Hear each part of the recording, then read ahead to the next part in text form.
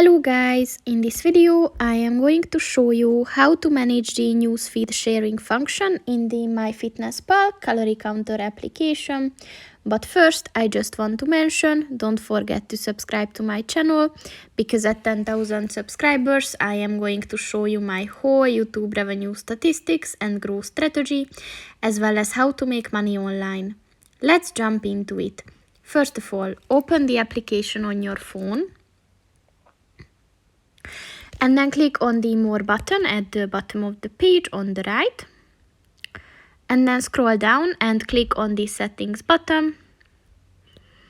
And then click on the Sharing and Privacy button. And within this section, look for the Newsfeed Sharing button and click on that. And as you can see, here you can choose which things you would like to see on your feed when you refresh. So just click on the circle next to those that you want, or again if you want to opt for not to see them. And then just click on the tick button to save it. And that's pretty much it for this video, guys. See you in the next one.